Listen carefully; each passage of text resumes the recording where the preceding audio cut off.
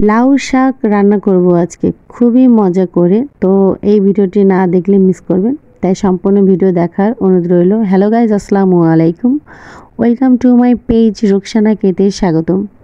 আজকে লাউ শাক চিংড়ি দিয়ে রান্না করব। তো কিভাবে রান্না করব সেটাই আপনাদের সাথে জাস্ট একটুখানি শেয়ার।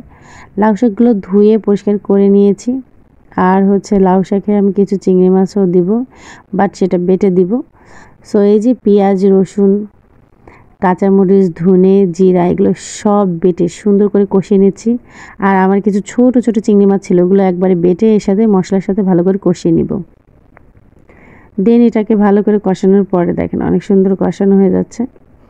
তো এটা কষানোর পরপরই হালকা একটু পানি দিয়ে পানিটা গরম হলে এই শাকগুলো আমি দিয়ে দিচ্ছি। শাকগুলো একটু উল্টে পাল্টে জাস্ট কিছুক্ষণ ঢাকা দিলে একদম শাক একদম লুটুপুটু হয়ে একদম নরম হয়ে যাবে। এই যে শাকগুলো গলে একদম মোমের মতো হয়ে গেছে, আর এই পানিতেই দেখেন সুন্দরভাবে আমার তরকারিটা রান্না হয়ে যাচ্ছে। এটা কিন্তু অসম্ভব মজা লাগে।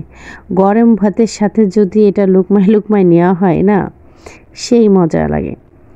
সো ঝালটা যার যার অপশনাল, যেরকম ঝাল দেবেন সেরকম মজা। আমি একটু ঝাল পছন্দ করে অনেক ঝাল দিয়েছি, কিন্তু এটা কিন্তু খেতে আসলেই অনেক অনেক অনেক স্বাদ হয়েছিল। তো আপনারা এভাবে করে খেতে পারেন।